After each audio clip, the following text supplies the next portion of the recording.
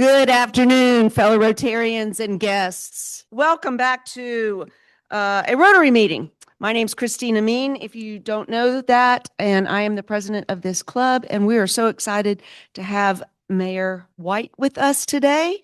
He usually visits us in January, but he had a conflict, and we are so glad to have him today. So we're going to start with some happy bucks, and Ryan, who is often MIA, is here today to do that. And I'm going to start with $5 for happy bucks because for the second time in a row, I have gotten an electric car parking space, and I am very happy about that. So here you go. Charge it up. Charge it up.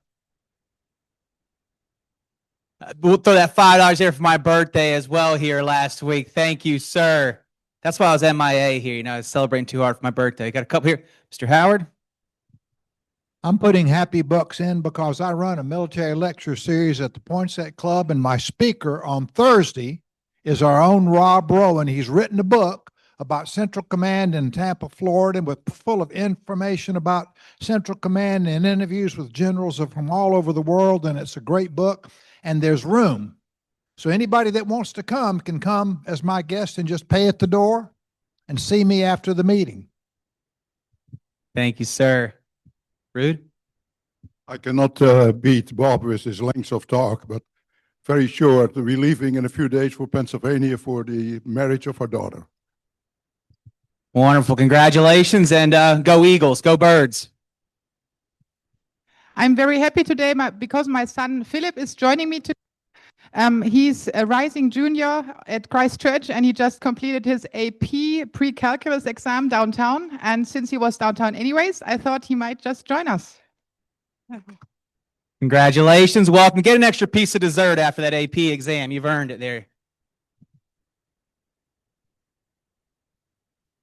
I'm very happy to have my friend Danny Marcus, who's actually going to be the speaker at our first meeting in July. He's got an interesting background. He was with the Department of Agriculture and was recruited by the State Department to go to Afghanistan. So he kind of went undercover. So this is going to be an interesting meeting in July, and don't miss it.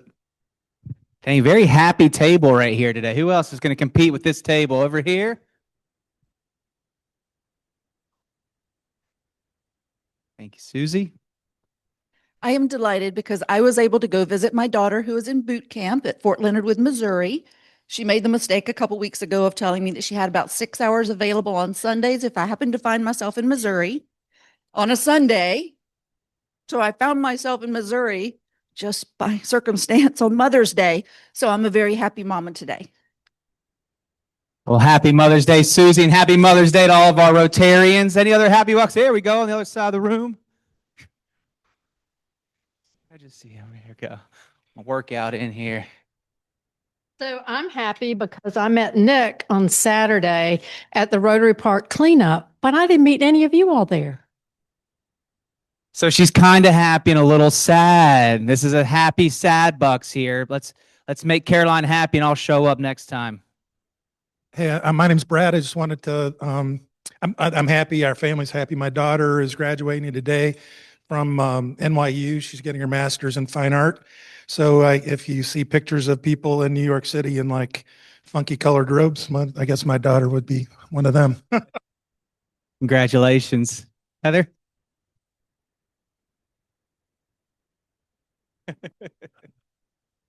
Last meeting, I reported my daughter was graduating from college. Today, I'm happy that after 30 hours of travel, she's finally reached Carcassonne, France safely for a work abroad program.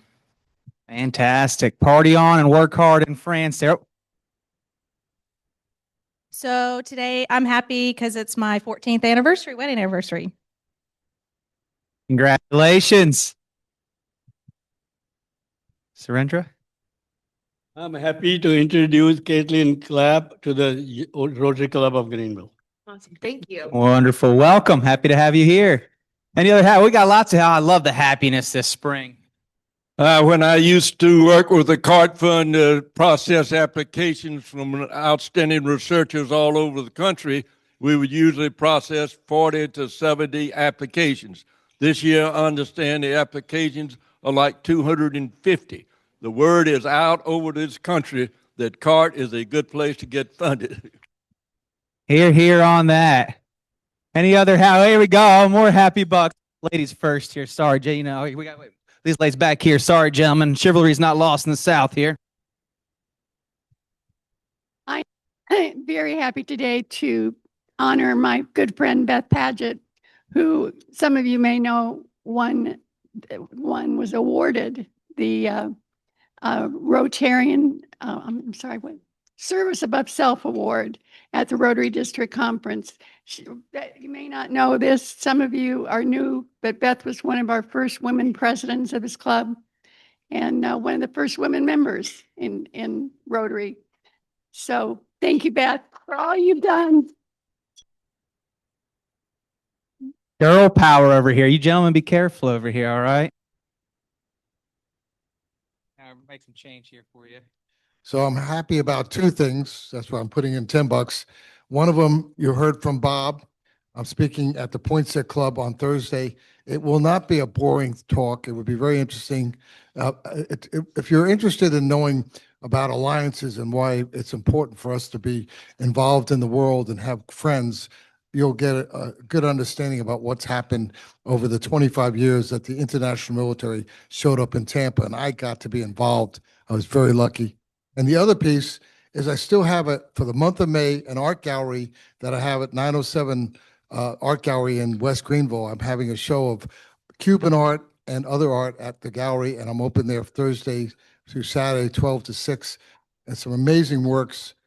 This is the last chance you get this month, so please, if you get a few moments, drive over to 906 Art Gallery. It's on Lois Avenue, right down from the Anchorage. Thank you. Thanks, Rob. I hear if you knock twice in the door, Rob gives you a Cuban cigar at that thing. So you didn't hear it from me, but just try it out. Good morning, everybody, or good afternoon, I guess, at this point. A couple things real quick. I've got 10 happy bucks because, number one, the mural at the Goodwill headquarters on Haywood is almost completed, almost finished. We've got our artist that's doing a little bit of touch-up work to get it done. But if you have a chance to stop by, come check it out. It is absolutely gorgeous and better than it ever was before. Our Champions of Change event went off without a hitch on Thursday and was absolutely amazing with over 200 people in attendance and raised a ton of money and got to really talk about some exceptional folks who have done something amazing with their lives after coming through Goodwill. And my big one for the day is that on, Saturday, I guess it was, I opened my mailbox and there it was. I am officially a Bachelor of Science in Business Administration. My degree came and I am on the wall and everything. Got the sheepskin. Well done, Jay. Congratulations. Any final call for happy bucks here? I love that we got a happy group of Rotarians here today. Thank you all for being here this afternoon. Okay, thank you. If you didn't actually have a happy message today, you can see in the cart bucket, which is on your table. Where did you get this one from, Ryan? Okay, yeah. Well, let me just put it back real quick. Okay, so guests. I know that there were some guests that were introduced during Happy Bucks, so I'm going to skip those guests. But if you have any other guests that you'd like to introduce, please raise your hand. Okay, Ryan. This is my guest, Amberlynn White. Thank you very much. There you go. Okay. My guest today is Phil Gregory. Okay. Awesome. Any guests over here? Real quick. Sorry, Jeremy. I'm moving. Oh, got a guest over here. I'm carrying this money around. I probably ought to lay it down somewhere. Yes, I'm going to have the guest stand up. Go ahead.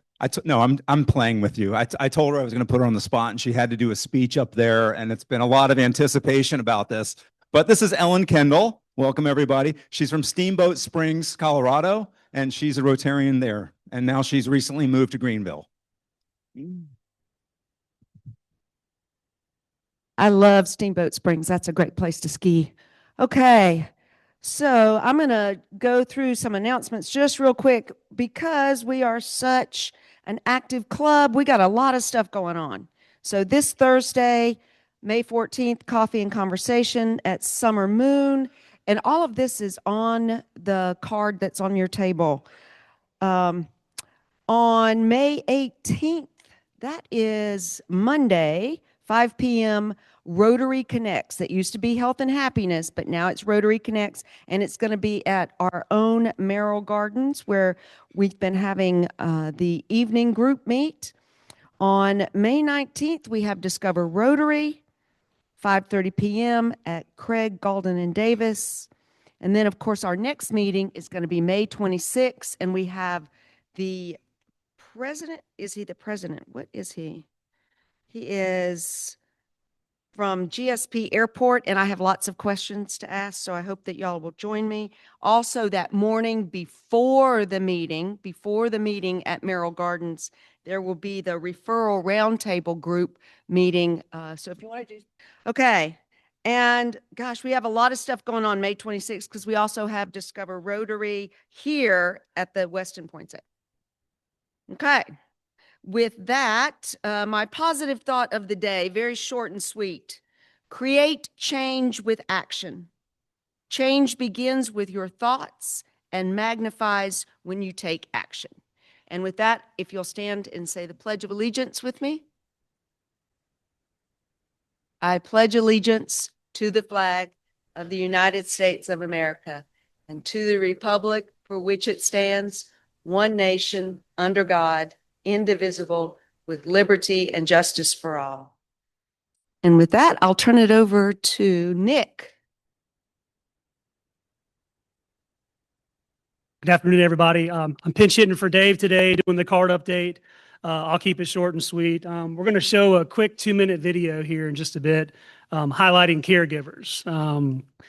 You know, if you've ever been someone, or if you know somebody who's been tasked with the responsibility of taking care of somebody with Alzheimer's, you know the great responsibility that comes with that. So one interesting thing that I found in this video was that young girl right there says, you know, you can't take care of someone else until you take care of yourself. A lot of these caregivers out today, I think roughly 60%, you know, work full time, have families of their own, so it can take a big emotional and financial strain to be that person that steps in to take care of those folks. So I was hoping to get it on the slide, but the phone number for the Alzheimer's Association 24/7 hotline or helpline, excuse me. So if you or somebody you know is a caregiver of somebody with Alzheimer's and just needs some advice or somebody to talk to, they are available 24/7 to take that call and help you any way that you can. So, and I'll just leave it with the CART slogan is pocket change for lasting change. So if you got a few bucks, you see the blue buckets there, toss them in, you know, a little bit can go a long way. So thank you. She had to be really, really strong, and I didn't understand just how strong she had to be until I saw her spending every minute of the day with my grandma. She had to bathe her, she had to help her use the washroom, put her to sleep. With Alzheimer's, you can tell that my grandmother was not my grandmother. We had to learn a new person. You can't give care to somebody unless you can give care to yourself first. I watched my mom slowly forget herself as well, because it was getting to the point where she didn't even have time to go shopping or take a few minutes to take a shower. She needed to be constantly watching my grandmother. Something that really helped my family with the caregiving process was hiring personal caregivers that spoke my grandma's first language. And because my grandma has 9 children, financially, it was very helpful. My mom had her own social worker so that she could speak to somebody whenever she was feeling low or she was feeling like she was losing herself, and she needed that support. She read a lot of books. She made sure to do activities for herself. She would work on word puzzles, word searches. She also made sure she would go walking all the time. I think that you don't need to feel guilty. You don't need to worry that you're not spending enough time with your children, because they will understand that you need to be there for the person that you're giving care to. They need somebody and you're there for them, and they understand that caregiving is a really difficult job.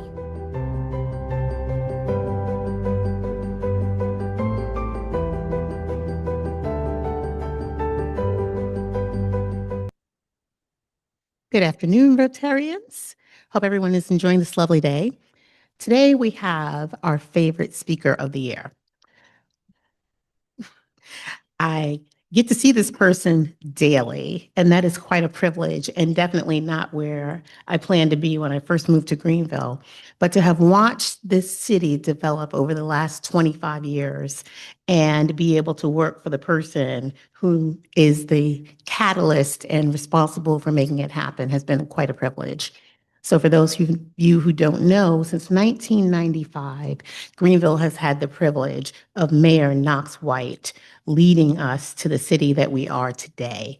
And so I give you the opportunity to hear what's new and upcoming from the leader everyone wants to hear from, Mayor Knox White. Short and sweet. Oh, my goodness. Thank you, Kendra. It's always a pleasure to work with Kendra. I think when Kendra first came to work with me, I took her to the Rotary Club, right? I think probably the first month, and said, why don't you join this club if you can? And anyway, she made it happen. So it's been a couple of years now.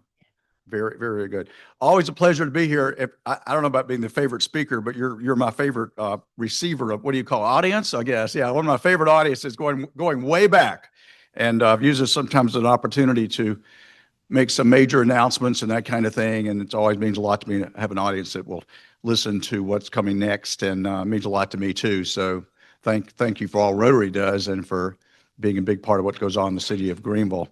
I want to start out by saying, Kendra, she handles my scheduling and such. I want you to get with Beth Paget and ask Beth to have coffee with me. No pressure, Beth.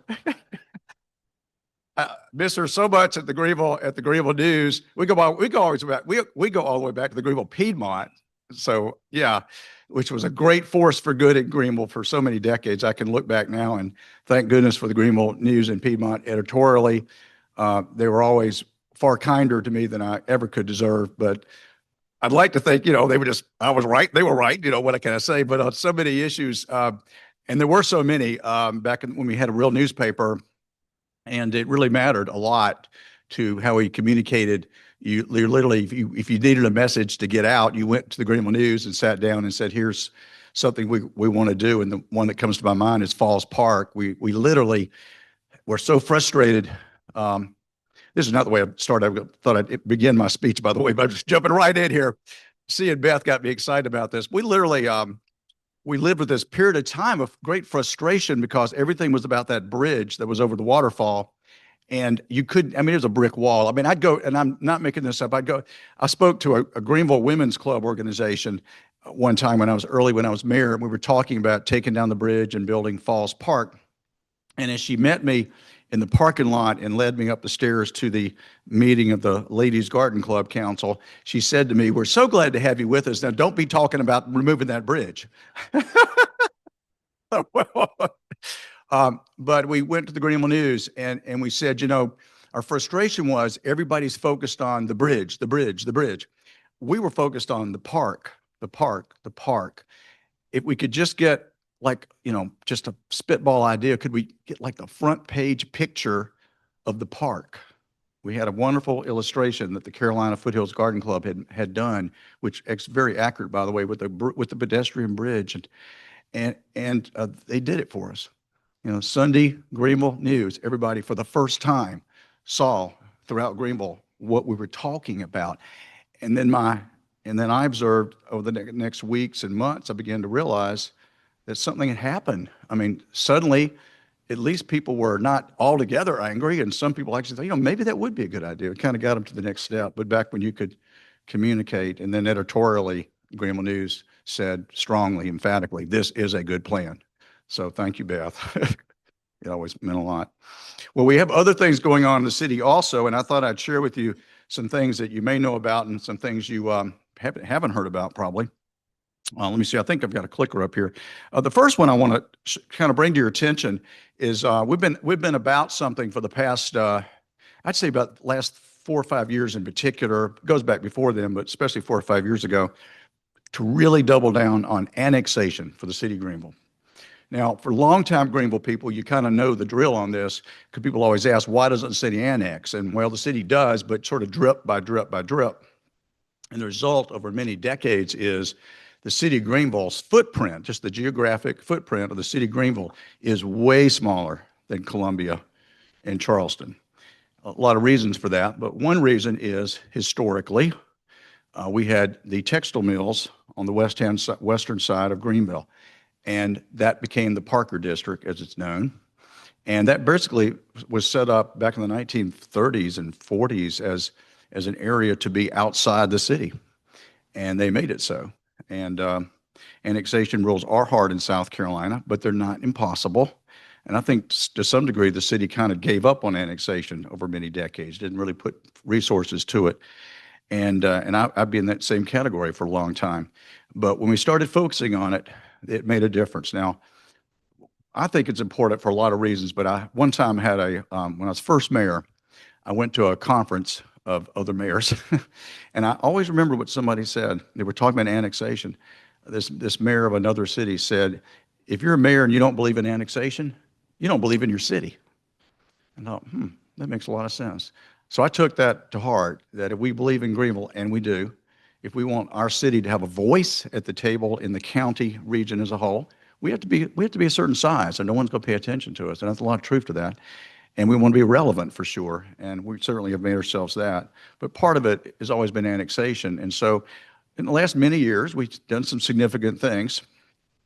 Greenville, we annexed around the early 2000s, we annexed what is now the Clemson ICAR campus, as well as what is now Green Ridge Mall. This is kind of still the border, just to give that picture, and the Magnolia Mall also. Those are significant, very significant. And can you imagine Greenville without that? But we did do that, and that was important. Otherwise, it'd been kind of incremental. So about 4 or 5 years ago, we really put, especially with Shannon Labber, my new city manager, we really put it out there. We're going to get serious about this. For one thing, there's a lot of change going on in West Greenville. Those textile mills are gone. And now what are they? Condos, apartments, housing, a lot of changes. They need growth management. They need sidewalks. They need streetlights. They need, people now want to live over there. So we got to look at that. So a lot of changes open the door to opportunity. And then secondly, operationally, we hired a guy. We hired a really bright young Furman grad, by the way, who really dug into the annexation laws and frankly told us things we didn't know about how we could do it and what we would do. And we have been on fire for 4 years. We haven't talked much about it. And that's why you're probably saying, well, I haven't heard much about that. Kind of on purpose. We don't see a lot of benefit in shouting from the rooftop that, hey, Greenville's going to annex everything. And we're not. The annexation law is still pretty much you have to be contiguous. We have to be contiguous. We have to touch a piece of property. And secondly, in most cases, you have to agree to be annexed. We can't just come and gobble you up. But we have a great story to tell, a great story of superior police protection. The sheriff's deputy's got the whole county, and we just focus on the city, so response time is tremendous. Great fire protection, incredible public works. Hurricane Helene proved that. We really have a great public works. We can pick up after storms and things other people can't do. And all these services are out there. But the other thing that had happened in the last 2 decades, slowly but surely, this is the big secret. We observed this. In the west side of town, again, what was once called the Textile Crescent, west side of Greenville, over the course of many years, that district, Parker Fire District, has raised its taxes and raised its taxes and raised its taxes to the point now, for the last 10 years or so, taxes are higher for a homeowner outside the city than in the city. And that's not true for the east side, so if you live in Thornblade, we're not going to worry about you, and you won't worry about us. But in the west side of Greenville, where things are happening, change is coming, people are moving into it, things are happening, that's quite out there. So we've been, testing the waters with folks. And needless to say, they're skeptical until we show them the facts. They bring their tax bill, we do the calculation, and it's been quite a process. Because when you come in the city, you get more than fire protection. You get sidewalks. You get neighborhood associations. You get a mayor and council who are a phone call away, a lot of representation, all the above, and you kind of know about that. But one subset of this story, and what I wanted to show you, is this. I love history.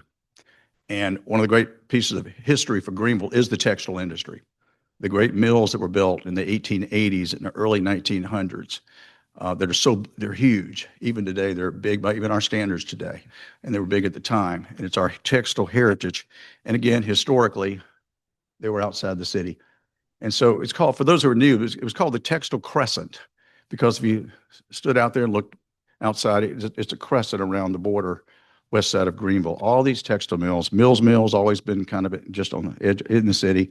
But then you have the grand mills of Judson Mills, Brandon Mills, Woodside Mills, Monaghan Mill, and on you go. And all these cities, all these mills had their mill villages, their history, their traditions, all outside and apart from the city of Greenville for over 100 years. That's the way it was. And now, of course, things have changed. So we set as a goal about 3 years ago, in terms of annexation, we'll do various, we annexed Cherrydale Mall. You may have seen that, some other big things. But in the background, we always thought, this is a great goal. Let's make it a goal to annex all the great textile mills into the city of Greenville. From a historic standpoint, that would be pretty cool. And we've done it. Mission accomplished. So just a few weeks ago, we annexed Judson Mills. And by the way, the developers and owners of Judson Mill wanted to be annexed. They wanted from the day they came. We just weren't contiguous to them. So we had to go it took about a year. We had to first annex St. Francis Bon Secours. They weren't in the city. Who knew that? Yeah, a part of it was, part of it wasn't. And we had to go through a little bit of bureaucracy to annex Bon Secours. And then we had willing landowners between Bon Secours and Judson Mill. There's a little gap area because of what? They found out the taxes are lower. They were like, count us in. And you get police at 3-minute service. And you get this, and you get that. So we made our way, and we managed to finally, touch and be contiguous to Judson Mill. And for us, that's significant on many scores. Let me kind of show you see what pictures I got there. I can't read. Is that Brandon? That's Brandon. Let me kind of go at Judson. Look how big, look what we got into the city of Greenville. Let's see, does this one say how many apartments? Yeah, what was that number? I can't read. 204? Yeah, retail, all kinds of things out there, as you may know. It's real mixed use. And over 200 apartments. That's probably about 500 people out there. So our population just booped, went up 500 just through annexation, which is one of the great things about it. We don't actually get bigger in a sense because they're already here, but they become part of the city of Greenville, better managed by the city. But we got Judson Mill. They're happy. We're happy. We're delighted. And around the mill now, people are beginning to call. We're not going after them, but they want to come in the city. We're happy to have them in the city as well. But we got Judson Mill. Brandon Mill. This one was is that Brandon? Yeah. It was developed about 15 years ago. And even though the West End Village, the anchorage and everything we just heard about a moment ago, all the West End Village, that's city of Greenville. We've had that in the city for a long time. It used to be a separate municipality, by the way, in the Mill Village, but it spun off of that and became part of the city of Greenville in the 1950s. And the village is city of Greenville, so we did all those sidewalks out there. We built those. We put the street lights in. We partner with the developers out there and the owners, do all those kind of good things. But guess what? Brandon Mills was not in the city, not in the city. So we had a big zoning thing out there a couple of years ago, and residents of Brandon Mill, showed up at the meeting. Of course, it's in their neighborhood, but they actually, they weren't city residents. All 200 of them sitting on the sidelines. So we worked for quite a number of years to try to be contiguous to Brandon. We just had some people in between who weren't interested in talking to us. Until recently, when they saw all the improvements that we're making in the area. Again, sidewalks and lighting and all the good things. And so finally got that done. So just in the course of the last 6 months or so, Brandon Mills is now part of the city of Greenville. So excited about that. And on we go. Let's see that's Judson again. I thought I had those as examples, I guess. Yeah, I want to say in the meantime, Woodside Mills, we actually annexed a few years ago. It is, of course, a gigantic mill. It also has about 300 units, I think, in it. So that's, again, about 600 or so or 700 people in the city of Greenville. So our population has jumped quite a bit and somewhat due to annexation. Just a little bit more than that, but that's one reason. And then Monaghan Mill, developers developed Monaghan Mill many years ago, actually. It's one of the first ones to be turned into condos, and it was way outside the city, so we didn't even have it on our radar screen. And we were annexing past Woodside, and they called us this year, called us and said, "Hey, we're right outside the Swamp Rabbit Trail. We appreciate all the city's work on the trail, and for all those usual reasons, can we be annexed?" We weren't quite contiguous to them yet, but we worked. It took a couple months. Told the story and got it done too. So Monaghan Mill is now in the city as well. So I just think from a development standpoint of Greenville's history, that's pretty cool that all the textile mills are now in the city. So that's one of our big pushes right now. And population, when I came in as mayor, the population of the city was 54,000. It's now almost 80. And now most of that's redevelopment. It's families with kids moving back into neighborhoods off Augusta Road in North Main. It's new construction. And of course, it's all those multifamily apartment units. But also, we think there's over several thousands now that are due to annexation coming into the city of Greenville. So, and I think my little data says that there are, we've annexed in the last few years, we've annexed 1,000 acres into the city. As I say, we haven't said much about it. Maybe this is a surprise to you. But I believe, like I said in the beginning, that we believe in the city, and we think we're a voice for good in the region and the county, and we think being a larger city, larger footprint is important for the vitality of the city's future, but also the whole county. So, mission accomplished on that. A lot of other big projects outside. I'll kind of touch on these. I wish I had some great pictures to show you of what things are going to look like, but unfortunately, I'm kind of stuck with the architects and designers, and they're not wanting to show things quite yet. But a couple projects I'll touch on that you've heard about. The conference center. So I'm sure everybody in the room knows about the conference center. Greenville, for those who are relatively new, we have a conference center on Pleasantburg Drive, and the old textile hall was built for textiles. It's outside the city. And of course, that doesn't help. And for attracting, let's call them professional organizations that want to have conferences and conventions. From engineers to doctors and lawyers and all kind of groups. We don't get much of that in Greenville because they don't want to get on a bus and go between Pleasantburg and downtown. It's very rare. We get probably more than we deserve because Greenville's so attractive for people, but we don't get very much. Again, unless you just absolutely love Krispy Kreme donuts, you're probably not going to be out there. So that's the driving force of this, is to put a meeting hall, conference space where people want to be, where there are multiple hotels and of course restaurants in the best downtown in America.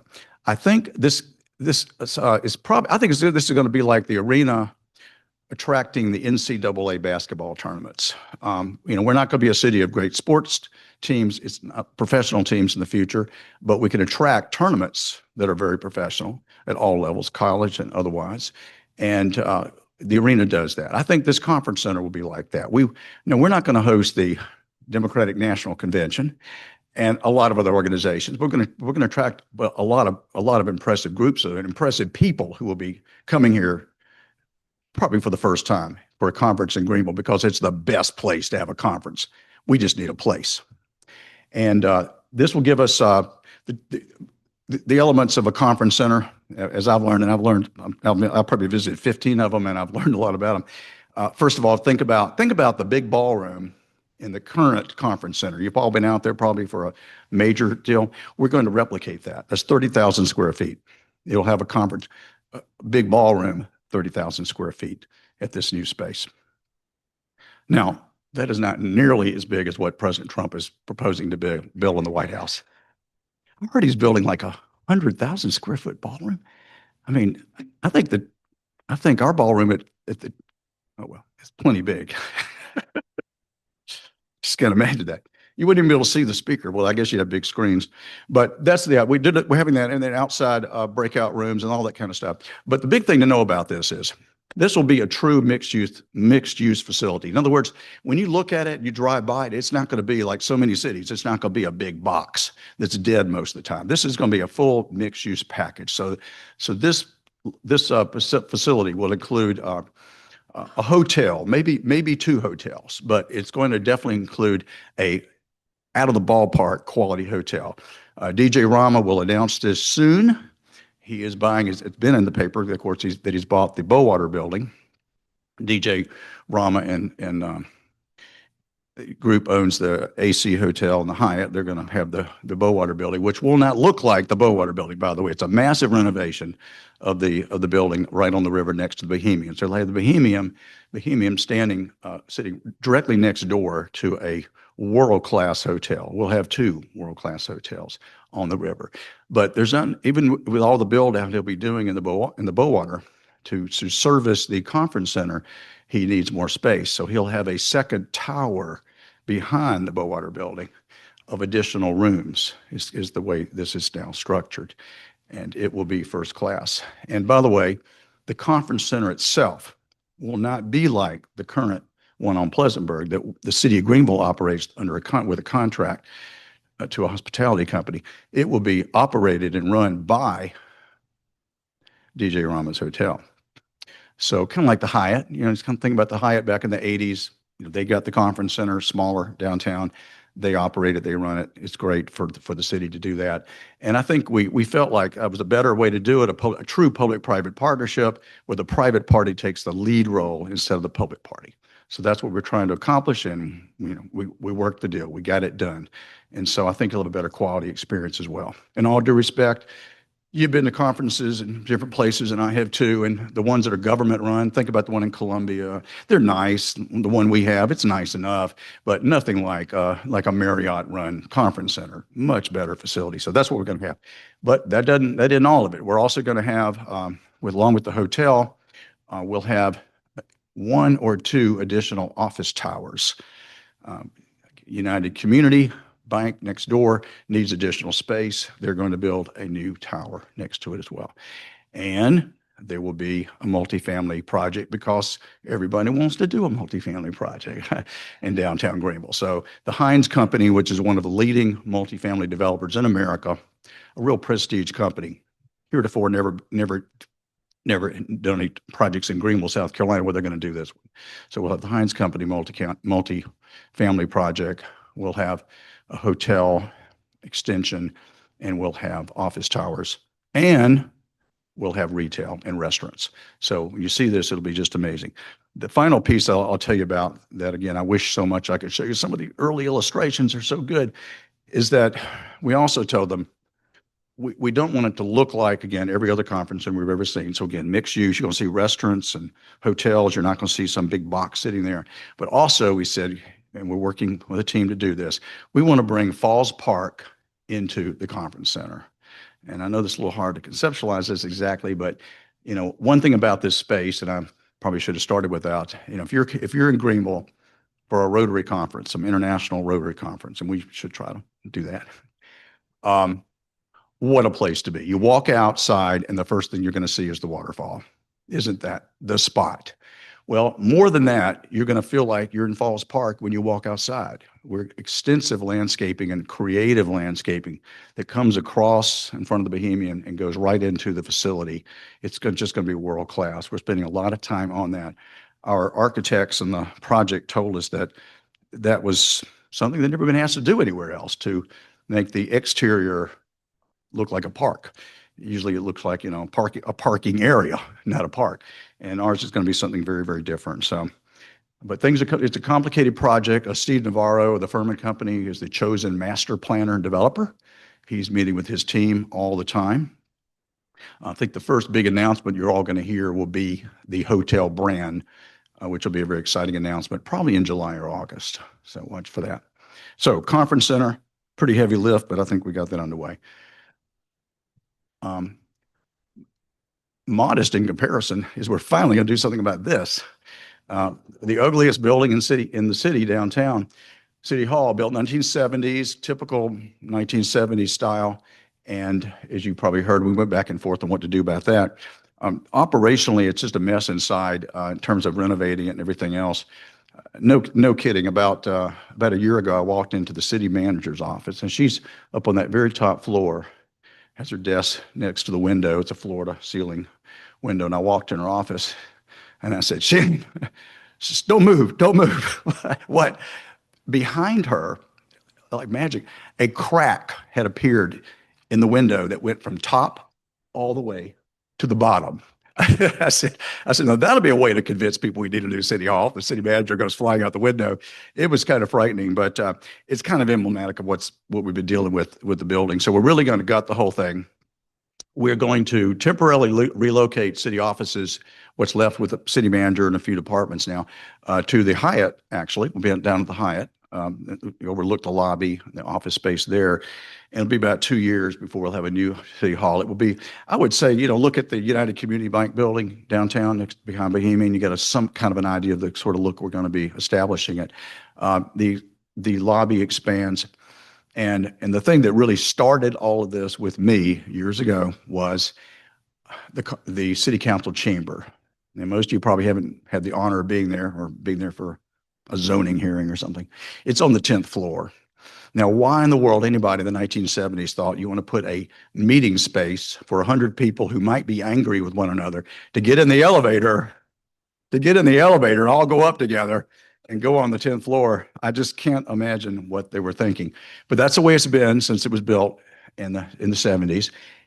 And we will now be putting the city council chamber. This is where it all started. Let's put the city council chamber on the ground floor. So we're fortunate we have a parking lot behind City Hall, and that will be the site of the new city council meeting hall, chamber. So when you go to meetings, you'll just be on the first floor. We're also reserving 2 floors in this building for private sector. We're going to open them up for office space in downtown Greenville in a select sort of way. Beautiful renderings on this will be coming very, very soon. Council's already we've laid our hands on it and said, yeah, this is the look. This is the way we're going. And we're real pleased with DP3's architectural work on our new city hall. So that's a big one.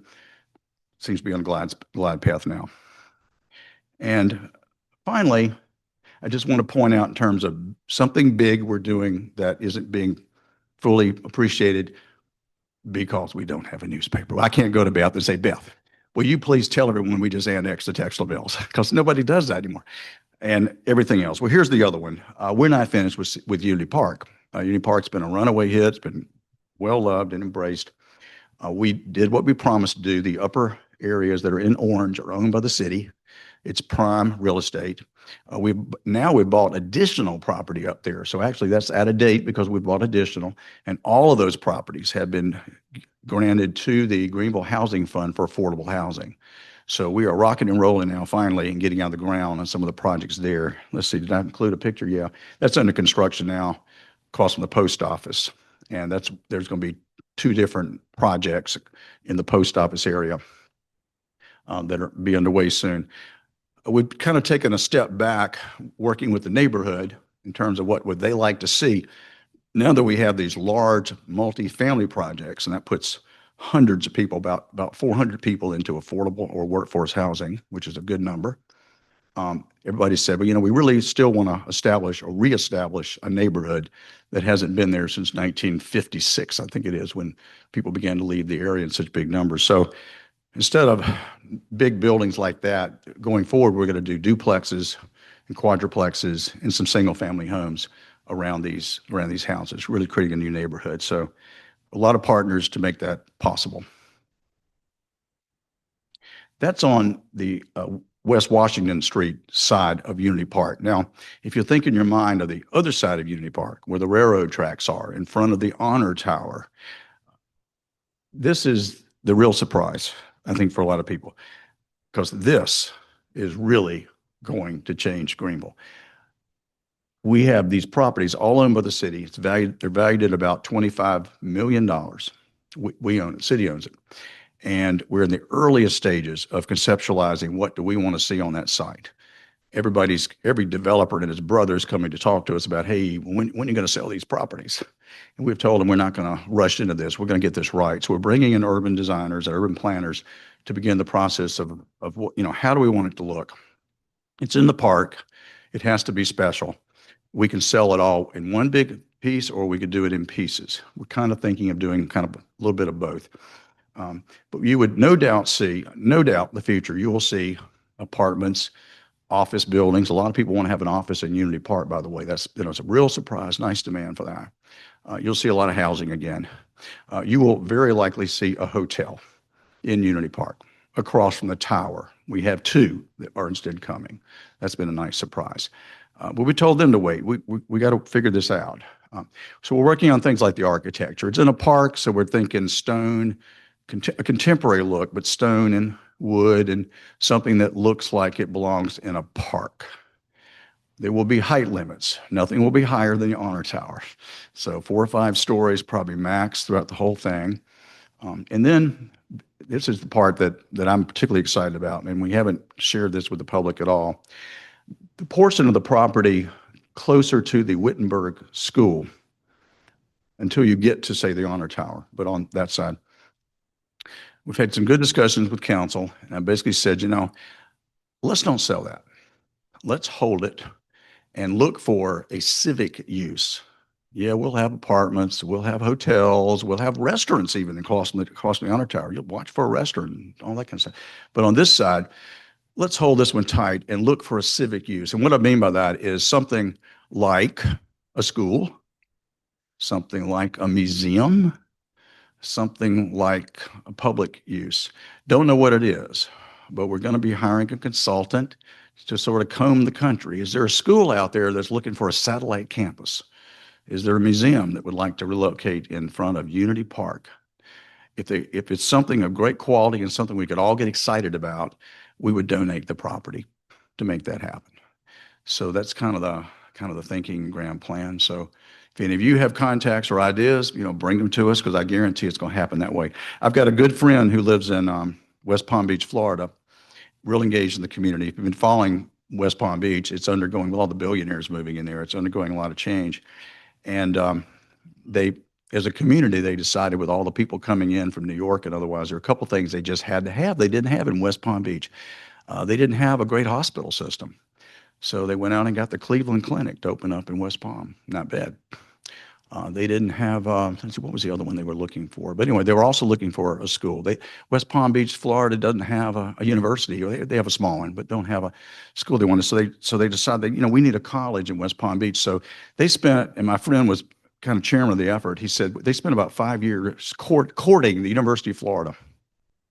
Went way down the track with them, schematics of putting a satellite campus of the University of Florida in West Palm Beach.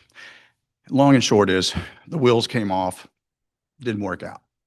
And they were pretty depressed until somebody, so random, said to him, I have a friend who went to Vanderbilt, and he mentioned to me that Vanderbilt is looking for a new campus opportunity somewhere in the country.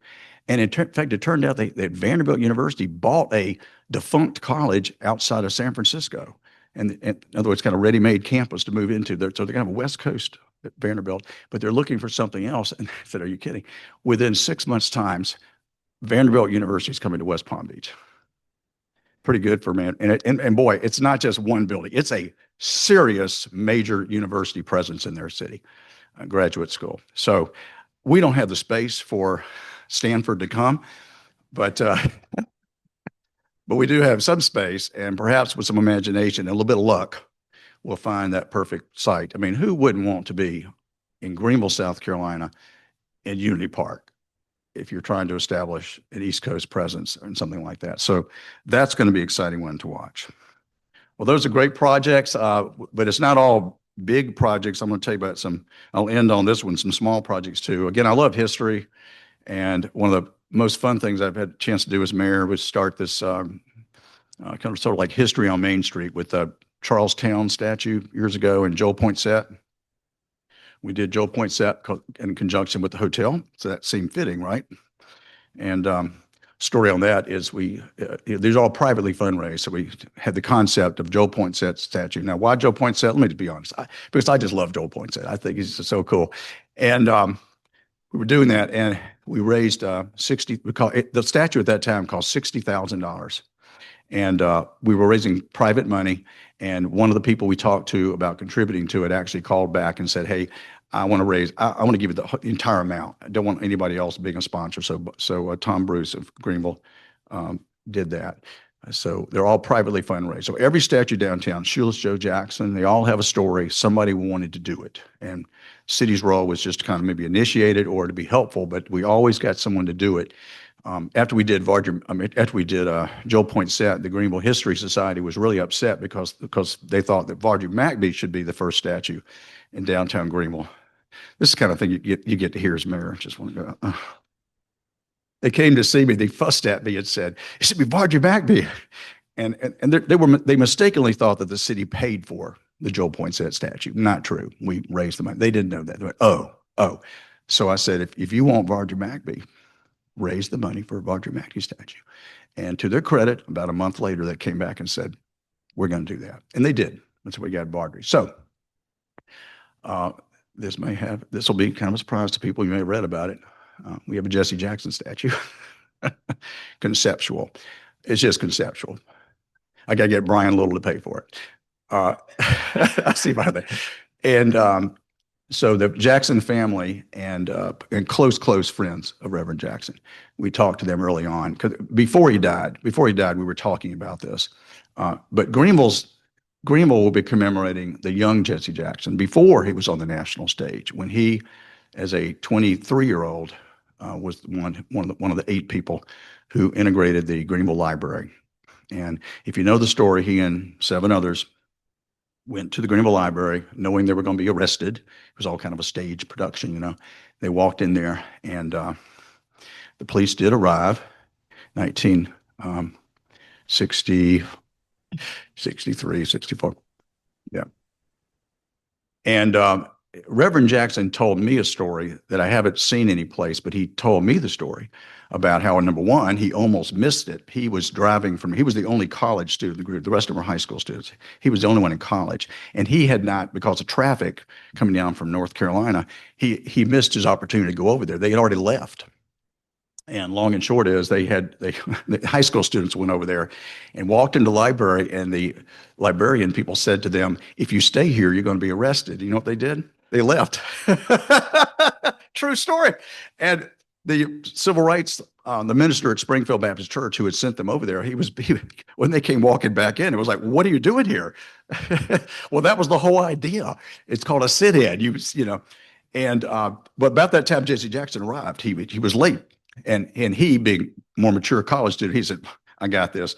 He walked them back over there from Springfield Church on McBee Avenue all the way over to the library, which was near the cemetery, North Main Street. And they went into the library.